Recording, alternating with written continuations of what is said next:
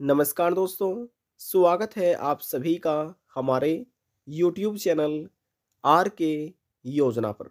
एक और नया ताज़ा अपडेट, लेटेस्ट न्यूज़ आप सभी के लिए लेकर हाजिर हो चुके हैं। यदि आप भी एक किसान हैं, आप भी अपना ऑनलाइन आवेदन प्रधानमंत्री किसान सम्मान निधि योजना के तहत कराना चाहते हैं, आज की यह खबर, यह जानकारी आपके लिए ही है।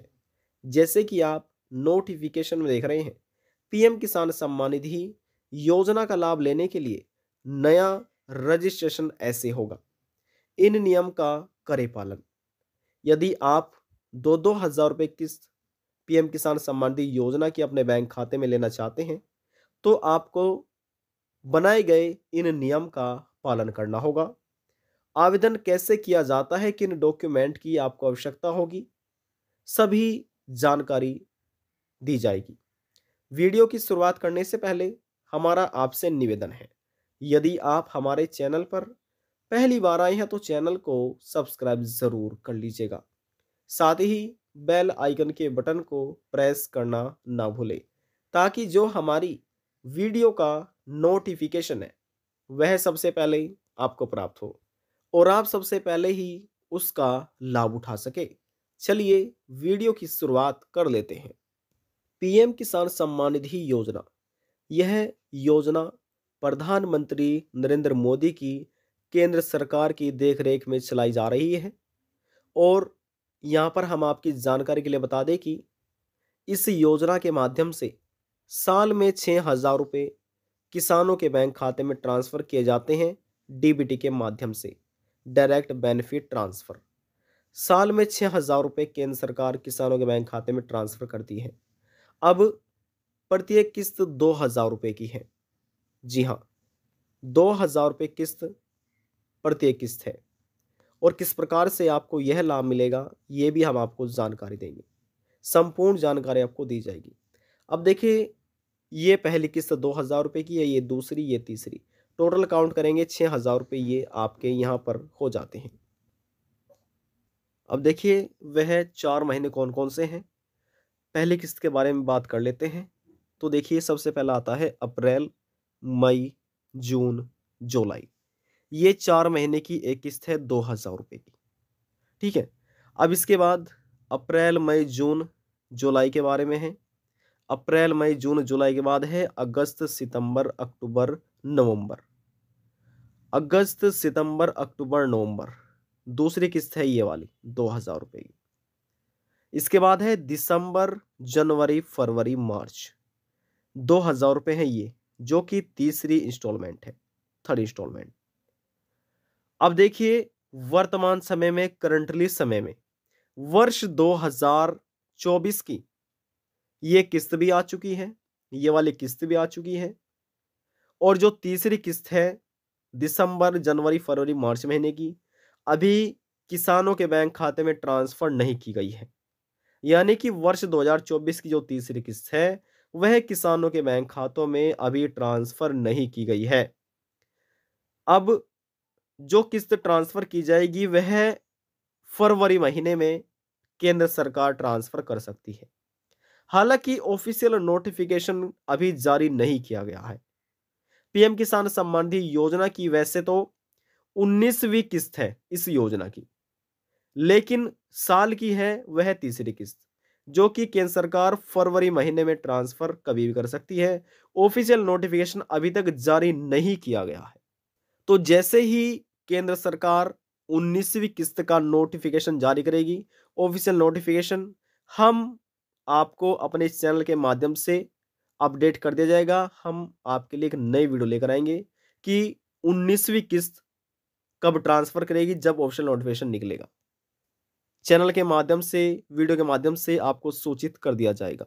लेकिन देखिए दोस्तों, यहाँ पर नए किसानों के बारे में बात हो रही है जो पीएम किसान सम्मान निधि योजना का लाभ लेना चाहते हैं। अब देखिए, ये तो आपने समझ लिया है कि प्रति वर्ष सरकार 6,000 रुपये किसानों के बैंक खाते में ट्रांसफर करती है और 3 किस्तों में यह पैसा दिया जाता है। प्रत्येक किस्त 2,000 रुपये की है। अब बात करते हैं आवेदन करने के लिए आपको किन किन डॉक्यूमेंट की आवश्यकता होने वाली है। अब जो दस्तावेज इसमें मांगे जा रहे हैं, सबसे पहले किसान का आधार कार्ड होना चाहिए और दूसरा है आपका बैंक की डिटेल। जी हाँ, बैंक की इंफॉर्मेशन, चाहे आपका बैंक खाता एसबीआई में हो, केनरा पंजाब नेशनल बैंक में हो या एचडीएफसी बैंक में हो, या फिर आपका बैंक खाता इंडियन पोस्ट पेमेंट बैंक में हो। सबसे अच्छा यह रहेगा यदि आप एक किसान हैं और पीएम किसान सम्मान निधि योजना का लाभ आप ले रहे हैं, यदि आप अपना बैंक खाता इंडियन पोस्ट पेमेंट में खुलवा लेते हैं तो बहुत ही सरल तरीके से आपको किस्त प्राप्त हो जाएगी। इसमें आपको एनपीसीआई डीबीटी एक्टिव कराने की आवश्यकता नहीं है, ऑटोमेटिक ये आपका हो जाता है। और यदि आपका बैंक खाता एसबीआई में है, पंजाब नेशनल बैंक में है या केनरा बैंक में है, किसी अन्य बैंक में है, तो आपको अपना सबसे पहले खाता खुलवाने के साथ साथ एनपीसीआई को आपको मैपिंग कराना होगा, डीबीटी आपको चालू कराना होगा यदि आप इस योजना का लाभ लेना चाहते हैं। एनपीसीआई का मतलब है national payment corporation of India और डीबीटी फ्लो में डायरेक्ट बेनिफिट ट्रांसफर। जी हाँ, यदि आपके ये दोनों कार्य अधूरे रहेंगे तो आपको पीएम किसान सम्मान निधि योजना का लाभ नहीं मिलेगा, क्योंकि प्रधानमंत्री नरेंद्र मोदी जी पीएम किसान योजना का जो पैसा है डीबीटी के माध्यम से एक क्लिक में ही करोड़ों किसानों के बैंक खाते में यह किस्त ट्रांसफर करते हैं। तो इसलिए आपको बोला जाता है सबसे पहले आपको आपके पास आवेदन करने के लिए आपका आधार कार्ड होना चाहिए, बैंक की डिटेल आपकी होनी चाहिए जिसमें आपका बैंक खाते से एनपीसीआई डीबीटी आपका चालू होना चाहिए। यदि ये नहीं है तो अपने बैंक में जाकर कृपया करके ये कार्य आप अपना करा लीजिए। और जिन्होंने अभी अपना खाता नहीं खुलाया, यदि इस योजना का लाभ लेना चाहते हैं तो वह इंडियन पोस्ट पेमेंट बैंक में जाकर अपना खाता खुलवा सकते हैं। इसमें केवल आपके आधार कार्ड की आवश्यकता होती है, तो ये कार्य आप जरूर करा लीजिएगा। और इसमें जो आपका चौथा, माफ कीजिएगा, देखिए पहला है आपका आधार कार्ड, दूसरा है बैंक की डिटेल और तीसरा है आपकी जमीन की फरद। जमीन की फरद बोल सकते हैं या आप खतौनी बोल सकते हैं, यह डिटेल आपके पास होनी चाहिए। अब कुछ किसान ऐसे भी हैं कि जो ग्रामीण क्षेत्र के हैं या शहरी क्षेत्र के हैं, किसी जमीन उनके गांव में ही है और कुछ ऐसी जमीन है जो अन्य गांव में है, दूसरे गांव में है। किसान तो एक ही है, लेकिन देखिए कैसे समझ सकते हैं। मान लीजिए किसी एक किसान के पास यहां पर 7 बीघा जमीन है, समझिएगा 7 बीघा जमीन है और 7 बीघे में से कुछ जमीन ऐसी है जो 5 बीघे उन्हीं गांव के निवासी हैं और उसी गांव में ही आती है, लेकिन जो 2 बीघा जमीन है, 2 बीघा, वह जमीन अन्य गांव में है। तो ऐसी स्थिति में जो आपके गांव के लेखपाल है और अन्य गांव के लेखपाल है, वहां से आपको अपनी तहसील में जाकर उन लेखपाल से आपको मिलना होगा। जमीन की फरद निकालवा लीजिए, अपने गांव की भी और अन्य गांव की भी, जहां पर भी आपकी जमीन है, क्योंकि सभी जमीन की फरद आपको चाहिए होगी। जैसे हमने आपको कहा कि किसी किसान के नाम 7 बीघा जमीन आती है, तो 7 बीघे जमीन की जो फरद है वह आपके पास होनी चाहिए, चाहे जमीन आपके अन्य गांव में है या आपके गांव के पास, आपके गांव में ही है। तो ये सभी जमीन की फरद आपके पास होनी चाहिए। और जो आपके गांव के लेखपाल है या अन्य गांव के लेखपाल है जहां पर आपकी जमीन है, तो उनको आपको वेरीफाई कराना होगा, आपकी अपनी जमीन को वेरीफाई कराना है। और वेरीफाई कराने के बाद आपको वो साइन भी करेंगे और स्टैम्प भी लगाएंगे। जहां पर ये आपकी तहसील है, जो आपकी तहसील है, वहां पर आपके लेखपाल आपके बैठे मिलेंगे। तो जमीन की फरद निकलवा लेनी है, वेरीफाइड आपको करा लेना है। वेरीफाइड कराने के बाद इसके साथ साथ आपको अन्य डॉक्यूमेंट की आवश्यकता होने वाली है। कौन से वे डॉक्यूमेंट है ये हम आपको दिखा देते हैं। देखिए दोस्तों, यहाँ पर आप ये एक डॉक्यूमेंट देख रहे हैं जिसमें लिखा है जनपद व तहसील का नाम। जो आपकी तहसील है वह, यहाँ पर उस तहसील का आपका नाम आपको लिखना है। राजस्व ग्राम नाम, यानी जो आपके गांव है उसका नाम भी आपको लिखना होगा। यदि 2 गांव है जहां पर आपकी जमीन है तो उन दोनों गांवों का नाम यहाँ पर आप लिख सकते हैं। ग्राम का इसमें नाम पूछा गया है। लिखा है इसमें खतौनी खाता संख्या। जी हाँ, तो यहाँ पर आपको अपनी खतौनी की जो खाता संख्या है वह आपको लिखनी होगी। देखिए इसके बाद एक इसमें लिखा है प्रधानमंत्री किसान सम्मान निधि हेतु एक घोषणा पत्र है। यह एक घोषणा पत्र है जिसमें विवरण में दिया गया है क ख क करके कुछ बिंदु है। किस प्रकार से देखिए लिखा है, क्या आपके परिवार के पास 2 हेक्टेयर से अधिक जमीन है? यदि है तो हाँ पर निशान लगाइएगा, और यदि नहीं है तो नो पर आप राइट का निशान लगाइएगा। जी हाँ, देखिए कुछ ऐसे किसान हैं 2 हेक्टेयर से ज्यादा जमीन है जिनके नाम, कुछ ऐसे किसान हैं कि 2 हेक्टेयर से कम जमीन है। तो उसमें पूछा गया है, क्या आपके परिवार के पास 2 हेक्टेयर से अधिक जमीन है? यदि नहीं तो आप नहीं पर निशान लगा दीजिएगा। क्या इसमें पूछा है, आप या आपके परिवार से कोई भी सदस्य, और इसमें लिखा है क्या भूतपूर्व अथवा वर्तमान संवैधानिक पदधारक है, यानी किसी के पास कोई ऐसे व्यक्ति हैं जिनके पास कोई पद है सरकारी नौकरी में या फिर कोई अन्य, तो आप कर सकते हैं। यदि आपके नई परिवार में नहीं है तो आपको नहीं करना है, यदि हाँ है तो आपको राइट का निशान लगाना है। दूसरे इसमें पूछा गया है भूतपूर्व में, देखिए भूतपूर्व में या वर्तमान में दोनों पूछा गया है।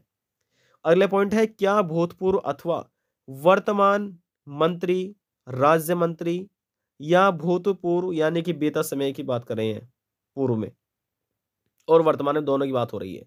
वर्तमान सदस्य लोकसभा, राज्यसभा, राज्य विधानसभा, राज्य विधान परिषद या भूतपूर्व अथवा वर्तमान नगर महापालिका के मेयर या भूतपूर्व अथवा वर्तमान जिले पंचायत अध्यक्ष हैं। यदि आपके परिवार में कोई ऐसे हैं या आप रह चुके हैं, है तो राइट का निशान लगाना, यदि नहीं है तो आपको, जहां लिखा है ना नहीं, तो यहां पर आपको राइट का निशान लगाना है। अब तीसरे पॉइंट में पूछा है, क्या केंद्र व राज्य सरकार के कार्यालय विभागों के अधिकारी एवं कर्मचारी केंद्र और या राज्य सरकार सहित अर्थ यानी कि अर्ध सरकारी संस्थान या सरकार के संबंध समस्त कार्यालय सेवा, यानी कि यहाँ पर लिखा है स्वयंतासी संस्थान या स्थानीय निकायों के नियमित कार्मिक चतुर्थ श्रेणी, जिसमें यानी ग्रुप डी बोला जाता है, समूह को कार्मिक को छोड़कर, यानी कि कुछ ऐसे व्यक्ति हैं सरकारी नौकरी पद पर है, चाहे वे राज्य में या केंद्र सरकार में कोई ऐसा विभाग है, सरकारी कर्मचारी या केंद्र के हैं या राज्य के हैं, यदि कोई ऐसे यहाँ पर छोड़कर आया है तो हाँ है तो राइट निशान लगाना है, यदि नहीं है तो आपको नहीं पर निशान लगाना है। ठीक है ना, तो ये आपको समझ लेना है। अगले पॉइंट में बताया गया है, क्या आपकी मासिक पेंशन आय, जी हाँ, क्या आपकी मासिक पेंशन आय 10,000 से अधिक है? मासिक यानी कि महीने की बात हो रही है, क्या आप महीने में 10,000 रुपए कमा लेते हैं, यानी कि 10,000 से अधिक आपकी आय है? यदि हाँ है तो राइट का लगाना है, यदि नहीं है तो आपको नहीं पर राइट का निशान लगाना है। जी हाँ, क्या आपकी मासिक पेंशन पूछा है, पेंशन पूछा गया है, माफ कीजिएगा, क्या आपकी मासिक पेंशन 10,000 से अधिक है? यदि नहीं है तो राइट का निशान लगाना है, नहीं पर लगाना है। समझ रहे हैं? इसमें पूछा गया है चतुर्थ श्रेणी समूह घ के सेवानिवृत्त पेंशनर्स को छोड़कर, यानी कि क्या पेंशनर को छोड़कर पूछा गया है, तो आपको नहीं का निशान लगाना है, यदि नहीं है। अगले पॉइंट में बताया गया है, क्या आप पेशेवर डॉक्टर, इंजीनियर, अधिक यानी कि अधिवक्ता, चार्टेड अकाउंटेंट अथवा यानी कि ऑक्टेंट इत्यादि की श्रेणी में है और अपने से संबंधित यानी कि पैसे के लिए पंजीकरण करने वाली संस्था में पंजीकरण है तथा दुकानदार अपने पैसे में कार्यनिरत है। यदि आप इनमें से कोई है तो आपको हाँ का निशान लगाना है, हाँ के निशान पर राइट का निशान लगाना है, और यदि नहीं है तो आपको नहीं पर राइट का निशान लगाना है। तो ये कुछ नियम बनाए गए हैं इस योजना का लाभ लेने के लिए।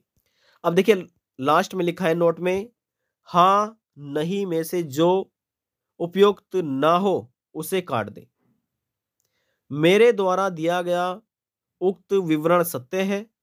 यदि इसमें किसी प्रकार की कोई भी त्रुटि यानी गलती पाई जाती है तो इसका समस्त उत्तरदायित्व मेरा होगा एवं परिवार से इस योजना के अंतर्गत दी गई धनराशि भू राजस्व के बकाये की भांति वसूली की जाएगी।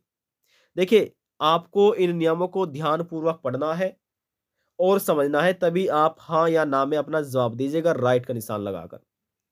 और यदि इनमें से कोई भी गलत पाया जाता है, देखिए कभी कभी ऐसा होता है कि यहाँ पर कुछ ऐसे व्यक्ति हैं जो योजना का लाभ लेने के लिए उनके परिवार सरकारी कर्मचारी है या फिर किसी पद पर है और वे नहीं का निशान लगा देते हैं। जब जांच पड़ताल होती है, यदि अधिकारों को पाया जाता है कि ये पहले से ही अधिकारी हैं किसी भी पद पर या पहले से ही सरकारी योजना का लाभ ले रहे हैं, तो यदि पाया जाता है तो उनके यहाँ पर वसूली भी की जाएगी। देखिए साफ तौर पर इसमें बताया गया है ना, एक परिवार से इस योजना के अंतर्गत दी गई धनराशि भू राजस्व के बकाये की भांति वसूली जाएगी।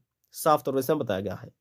प्रधानमंत्री किसान सम्मान निधि योजना का लाभ प्राप्त करने पात्रता के सत्यापन हेतु आधार नंबर के प्रयोग हेतु सहमति है। समझ रहे हैं? अब इसमें हस्ताक्षर है, हस्ताक्षरकर्ता का नाम पूछा गया है, कृषक से संबंधित, यानी कि जो यह नियम समझ रहे हैं, आवेदन करना चाहते हैं, वे स्वयं है, उनकी पत्नी है, पति है या पत्नी है। लिखा है यदि हस्ताक्षरकर्ता कृषक से भिन्न है तो कृषक का नाम अवश्य लिखवाएं। तो इसमें ये बताया गया है। तो देखिए ये कुछ नियम है, तो इनको आपको पालन करना होगा। और हम अब अगले नियम के बारे में बात करते हैं। देखिए यहाँ पर आप पढ़ सकते हैं प्रधानमंत्री किसान सम्मान निधि आवेदन का प्रारूप भाग 2। ठीक है, यहाँ पर जो कुछ इंफॉर्मेशन है पर्सनल वे हमने हाइड की हुई है। अब यहाँ पर इसमें पूछा गया है कृषक लाभार्थी का नाम, यानी जो किसान है आवेदन कर रहे हैं योजना का लाभ लेने के लिए, किसान को अपना जो आधार कार्ड में नाम है वही दर्ज करना है। कृषक लाभार्थी के पिता का नाम दर्ज करना है। यदि कोई महिला किसान है आवेदन कर रही है तो उनके अपने यानी कि पति हस्बैंड है उनका नाम उनको लिखना है जो उनके आधार कार्ड में दिया गया है। कृषक लाभार्थी का स्थायी पता यानी जो परमानेंट एड्रेस है आपके आधार कार्ड में भी होगा वही आपको लिख देना है। कृषक यानी जो किसान है, लाभार्थी वह महिला है या पुरुष है। यदि कोई महिला है तो स्त्री का चुनाव कीजिएगा, यदि कोई पुरुष है तो पुरुष पर राइट का निशान लगा दीजिएगा। यदि कोई अन्य है ट्रांसजेंडर तो उनका यहाँ पर आपको लिख देना है। कृषक लाभार्थी का आधार नंबर, जो किसान है उनके आधार नंबर आपको दर्ज करना है और आधार कार्ड की फोटो स्टेट भी आपको इन डॉक्यूमेंट के साथ लगानी है। अब देखिए छठे पॉइंट पूछा गया है कृषक लाभार्थी का बैंक खाता एसबीआई में हो, पंजाब नेशनल बैंक में हो, केनरा बैंक में हो या इंडियन पोस्ट पेमेंट बैंक में आपका बैंक खाता है तो वहां से भी आपको एक कस्टमर नंबर दिया जाता है, आईएफएससी कोड दिया जाता है, ये आपको लिख देना है यहाँ पर और इसकी फोटो स्टेट भी आपको लगानी है। बैंक शाखा का नाम व पता ये भी आपको लिखना होगा। जो आपकी बैंक है शाखा है कहाँ पर है। यदि आपकी इंडियन पोस्ट पेमेंट में तो आपको अपने डाक खाने का डिटेल देनी है, उसका एड्रेस देना है। यदि किसी एसबीआई में है तो वह आपकी ब्रांच कहाँ पर है ये उसकी डिटेल्स में मांगी गई है। मोबाइल नंबर आपको अपना दर्ज करना है। मुख्य व उसकी पत्नी का व्यवसाय, यानी जो मुखिया है या उसकी पत्नी जो आवेदन कर रही है उसका क्या व्यवसाय इसमें साफ तौर पर पूछा गया है। अब इसमें देखिए कृषक लाभार्थी की भूमि का कुल क्षेत्रफल कितना है, यानी जो किसान है इस योजना का लाभ ले रहे हैं टोटल जमीन का कुल कितना क्षेत्रफल है, इसमें यह पूछा गया है, हेक्टेयर में आपको बताना है।